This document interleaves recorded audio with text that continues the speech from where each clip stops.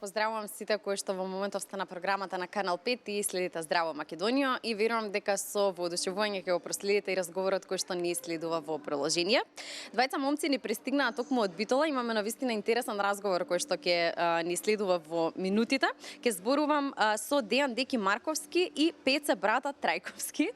Тоа се всушност момците од Трето колено. Неодамна промовираа албум, но она што е многу специфично да се сподели е дека на петок 13 токму го промовира албумот во февруари, бидејќи петок 13 имаме и во март. Зошто не случајно го избрале токму овој датум, зашто се викаат Трето колено, каде ќе го промовираат албумот и каква приказна пренесуваат со истиот ќе дознаеме во приложение. Дечки, добро утро. Добро утро. Ајде вака. Добро утро. Да, се надевам дека ќе успееме да се разбереме се, да си кажеме. Имам навистина многу прашања, а времето ни е многу кратко. Многу ми е драго што дојдовте најпрво. Ви честитам за првиот албум кој што го промовиравте на петок 13. Ајде тоа нека биде првото прашање. Зошто овој датум го избравте за промоција на вашиот прв албум? Па поентата ни беше да бидеме обратни од пропагандата. Цело петок 13. Мислам 13 бројот е низ учењата и низ историјата е демонизиран. Ние имаме други податоци дека 13 бројот е баш Среќен број?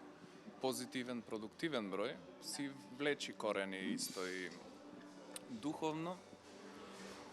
И да не навлегуваме во таа, може и луѓето да се испитат што значи бројот 13. Ние прво тргнавме да биде секој детал на некој начин револуционерен.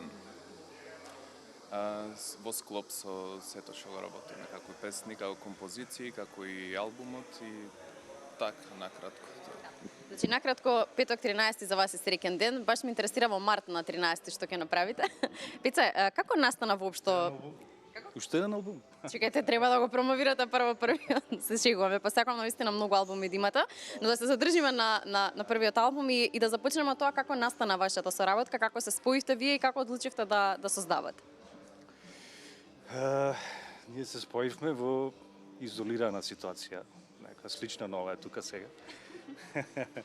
Наблюдувавме од, да речем, атмосферата на живење од други перспективи. И спонтано некако ни дојде дека треба заеднички да направиме нешто кое што ќе биде забавно пред се за нас и лесно за функционирање.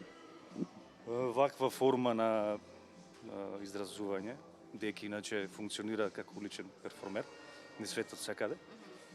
И природно ни беше некако акустично да се изразиме. Јас доаѓам од друго милје, со други простори некои. И ова ми беше апсолутно екзотично. И беше... Аха, Василица, да. И така некако се задруживме. Сега сме ние двајцата. И продолжуваме понатаму. Тешките филозофски прашања се наменети за оваа страна. Затоа сакам да те прашам како настана името на ова дуо, Трето колено. Тоа до душа не е ни моја... Ти си задолжен за тешките прашања. Сакаш ти да објасниш? Ајде. Тоа беа брадата и имавме уште еден трет член, кој поради собствени причини се повлече. Имаше долги разговори кое име да го одбериме и имаше идеи со различни имиња. И се влезе тука во некој диалог малце покомплициран за трета генерација, трето колено, па како се карактеризирани претходно генерациите, знаете, градители, джензи, миленијалс и сите тие работи. И ова да биде како трето го нема во рамката. Подетално знае брадата, може ги... Ајде, брадата. Детали, знаеш, што е малку алегорично е, мислам, символично, нормално. Многу значења може да има. Секој може да си ја дешифрира. Ние го видовме од некоја дистописка гледна точка, во каква што се осетивме дека живееме тука. Ама не навлегувавме во такви политички системи или во нешто. Повеќе Инспиративно во смисла како желба за промена на некои предрасуди и факти, некои ситуации кои што ги имаме во средината тука. Од тоа се тргна, да речеме накратко. Тоа иначе може да најдеме и други значења, се може да бидеме и второ колено, па ако ни се приклучиш, ќе бидеме трето. Верувам дека ќе биде доста слушан вашиот албум. Ние се разбира помагаме во Здраво Македонија за афирмација на сето она кое што вие го работите и Пеца на самиот крај каде ќе го промовирате албумот? Дали подготвувате некој настап? Па имаме некоја идеја која што природно се наметна. Следејќи го примерот на Деки, кој што настапува на отворени простори. Малку времето е за сега не ни оди во прилог. Ама еве можам да најавам дека утре ќе пробаме во Скопје тука пошто сме да направиме прва една таква промоција на отворено во паркот. Мислам дека ќе биде тоа. Не знам дали е дозволено за тоа да кажеме јавно. Никога ќе го емитуваме ова, веќе настапот ќе биде сериозно завршен. Ќе пробаме тоа утре да го направиме ако не послужи времето, потоа ќе продолжиме исто по некои градови така. Следно ќе одиме малку и надвор од границите, одиме во Љубљана за недела дена, па таму малку ќе го шириме овој звук.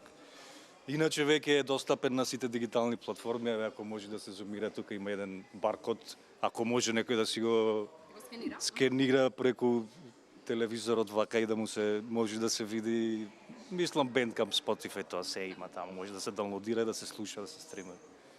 Така, по сериозна промоција некоја, пошто овие да речем не се толку сериозни, може да ќе ни се некако појави самата идеја. За сега ни се ова сакаме да го направиме за нас и за луѓето кои што ќе се најдат во моментот таму. Јас се посакувам публиката секојдневно да ви се зголемува, интересот да расте за музиката која што вие правите, а Здраво Македонија и Канал 5 е секогаш тука да поддржува нови артисти и луѓе кои што сакаат да создаваат во Македонија. Ви благодарам многу за овој разговор. Ти благодари бите многу и на гледачите сите, поздрав го. Да си здрава и жива, фала ти на вниманието.